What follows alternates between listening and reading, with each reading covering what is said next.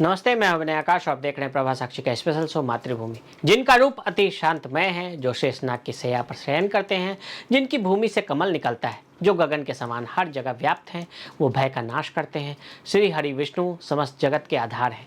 वैकुंठ लोक के स्वामी श्री हरि विष्णु धरती के कल्याण के दिन भारतवर्ष की भूमि पर वास करते हैं। पौराणिक कथाओं के अनुसार एक वैकुंठ लोक धरती पर भी है, जिसे हम जगन्नाथपुरी के नाम से जानते हैं। आप भारत के किसी भी कोने में क्यों न रहते हो, आपको ये इच्छा जरूर रही होगी कि जिंदगी में एक बार जगन्नाथ मंदिर जरूर जाए। भारत का हर हिंदू ये चाहता है कि एक बार उसे भगवान जगन्नाथ के दर्शन का सौभाग्य प्राप्त हो। सदियों तक रेत में क्यों दबा रहा जगन्नाथ मंदिर? उत्कल क्षेत्र के राजा इंद्रदेव और उनकी पत्नी रानी गुंडजा के बड़े परिश्रम से भगवान नील माधव के लिए मंदिर बनवाया था। हनुमान जी ने इसमें इनकी सहायता की थी। देव विश्वकर्मा बूढ़े शिल्पकार के रूप में आए और उन्होंने सशर्त भगवान जगन्नाथ की प्रतिमाएं तैनात की। अब मंदिर और देव प्रतिमाओं की प्राण प्रतिष्ठा का प्रश्न था। इस कार्य के लिए योग्य ब्राह्मण कौन होगा, इस पर विचार होने लगा। तभी वहां देवर्षि नारद प्रकट हुए और राजा इंद्रदेव ने कहा कि आप वहां नारायण के सबसे प्रिय भक्त हैं, इसलिए उनके दिव्य स्वरूप की प्राण प्रतिष्ठा आप ही कराएं। नारद ने कहा, जब पिता मौजूद हो तो पुत्र सबसे अच्छा कैसे हो सकता है। इस विग्रह की प्राण प्रतिष्ठा तो ब्रह्मा जी को ही करनी चाहिए। आप मेरे साथ चलकर उन्हें आमंत्रित करें, वे जरूर आएंगे। ये सुनने के बाद राजा ब्रह्मलोक जाने के लिए तैयार हो गए। रानी गुंडजा ने कहा कि जब तक आप लौटकर नहीं आते, मैं प्राणायाम के जरिए समाधि में रहकर तप करूंगा। राजा ब्रह्मलोक पहुंचकर ब्रह्मा जी से आग्रह किया। ब्रह्मदेव ने राजा की बात मान ली और वो उनके साथ उत्कल क्षेत्र पहुंचे। जब वो वापस धरती पर लौटे, तब तक धरती पर कई सदियां बीत चुकी थी। इस दौरान मंदिर भी समय की परतों के साथ रेत के नीचे दब गया था। एक दिन समुद्री तूफान आया और इसके कारण मंदिर का शिखर रेत से बाहर आया। इसी दौरान राजा इंद्रदेव ब्रह्मदेव को लेकर धरती पर आ गए। रानी को भी अपने पति के लौटने का एहसास हुआ और वो समाधि से बाहर निकली। फिर ब्रह्मदेव ने यज्ञ कराकर रानी और राजा के हाथों जगन्नाथ भगवान की प्राण प्रतिष्ठा करवाई। प्राण प्रतिष्ठा के साथ ही भगवान जगन्नाथ उनकी बहन सुभद्रा और भाई बलभद्र के साथ प्रकट हो गए और राजा को कई वरदान दिए। रानी की ओर मुड़ते हुए कहा कि जिस स्थान पर आपने तपस्या की वहां गुंडीचा मंदिर होगा। हम तीनों भाई बहन आपके पास आया करेंगे और संसार इसे रथ यात्रा के तौर पर जानेगा। इसलिए हर साल आषाढ़ शुक्ल पक्ष की द्वितीय तिथि को भगवान जगन्नाथ की रथ यात्रा निकाली जाती है। पीएम रहते हुए इंदिरा गांधी को भी नहीं मिली थी एंट्री।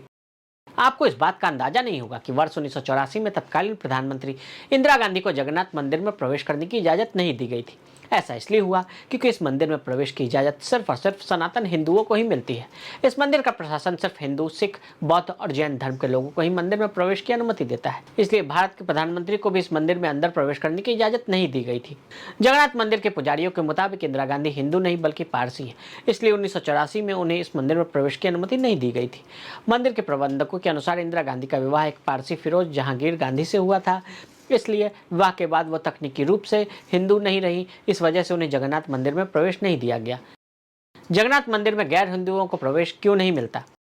जगन्नाथ मंदिर में शिलापट में 5 भाषाओं पर लिखा है। यहाँ सिर्फ सनातन हिंदुओं को ही प्रवेश की इजाज़त है। वर्ष 2005 में थाईलैंड की रानी को मंदिर में प्रवेश की इजाज़त नहीं दी गई थी। वो बौद्ध धर्म की थी, लेकिन विदेशी होने की वजह से उन्हें इस मंदिर में प्रवेश की इजाज़त नहीं मिली थी। सिर्फ भारत के बौद्ध धर्म के लोगों को ही जगन्नाथ मंदिर में प्रवेश की इजाज़त है।